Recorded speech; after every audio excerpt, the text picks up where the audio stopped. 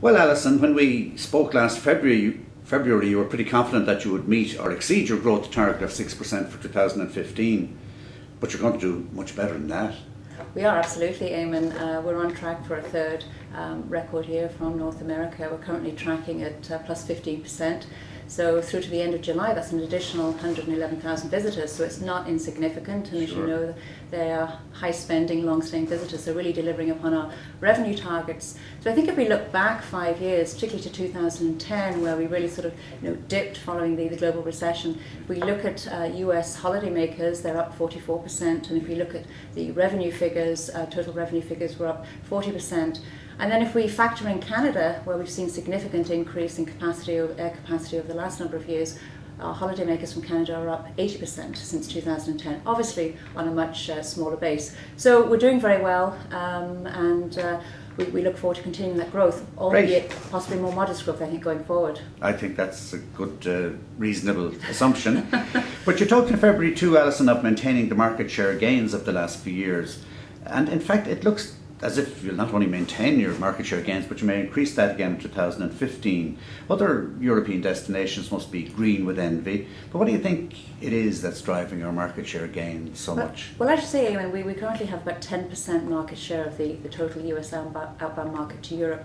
Europe is doing extremely well this year. It's very strong, particularly if we look at growth through to July. US outbound travel to Europe has increased by 5.2%. I think there's a number of reasons. I think first of all is air access. We've seen a significant increase in air access.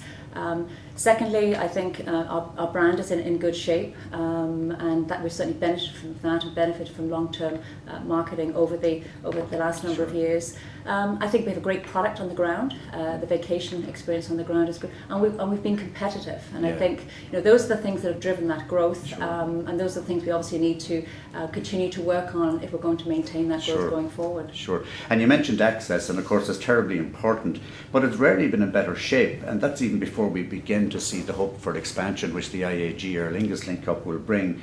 But the US and Canadian carriers, though, they're very important players in this market performance as well. Tell us about that. They are. We've seen significant increase in air access. If we look at the US, we now have 40,000 one-way seats leaving 11 gateways, so it's never been easier to get to Ireland from the US. From a Canadian perspective, we've never had more access. We've seen more than 100% increase over the last 18 months, 2 years.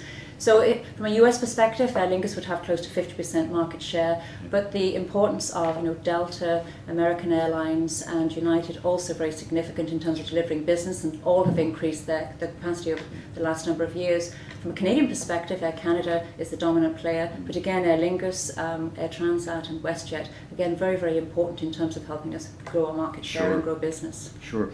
And there's no question that the individual traffic is very strong indeed from the US and from Canada this year, but we are hearing that the escorted tours and groups are growing, but certainly not growing as robustly as the market overall is. Are you picking up on that, and why do you think that might be? I think that's a fair assessment. I think in talking to the escorted operators, they will be reporting sort of low to mid single digit growth. I think there's a number of factors possibly for that, and it does vary from operator to operator. I think with this market, it's a much earlier booking market. The escorted operators have their brochures out at the end of Q3 in the preceding year, and many of them were not able to fully take advantage of the weaker euro in their pricing, so that's a factor. I think we also forget we had a very long and cold and hard winter in North America, and again we're talking to an slightly older demographic. So again, some of those folks took off, and that impacted upon bookings at a critical planning time. And of course there were terrorist activity, incidents targeting tourists in France and in Northern Africa at a critical time. So again, I think those are some of the factors, but the escorted market, I think it's worth pointing out and reminding people, it's still a very important market for us in North America. And if we look at the data from 2014, 25% of holidaymakers arrived in Ireland on escorted tours, over 200,000 visitors. So very, very significant. We'd expect that to continue to grow. Great. So you're pretty confident about continued growth in 2016 and beyond, but from chatting to you earlier, it's a slightly conditional confidence. Do you have some concerns? Well, I think we're beginning to see capacity constraints, particularly as it relates to accommodation in Dublin, and I think that's a factor that obviously needs to be addressed, and there's no short-term fix. We're aware of that. The competitive piece, we need to remain price competitive. And again, I think we need to watch out for that. And I think marketing investment, we need to maintain or make sure that we continue to invest in the market. I think our targeted activity, targeting our culturally curious and our social energizer segments have delivered very strong results. But we're beginning to see a little bit of brand erosion if we look at our brand tracker surveys.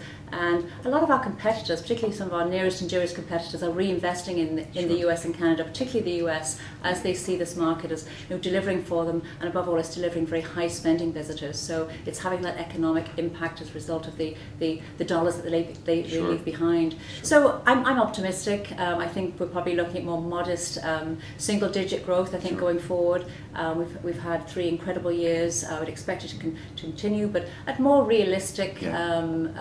Without still being ambitious, still looking at a stretch target, but we have a great product and we shouldn't forget that. And the new experience is being developed on the ground. Ireland's Ancient East will be launched next year. We have the Wild Atlantic Way, we have Dublin, we've got Northern Ireland. A lot for people to see, so I'm optimistic. Great. Well, it's been a tremendous performance and a great credit to you and all your staff, all your colleagues in North America, and we're very grateful to you for a really record run of 3 successive years, and it clearly looks as if it's not over yet, so continued success. Thank you very much, Eamon. It really is a team effort, and I'm very proud of the team in North America. Thank you.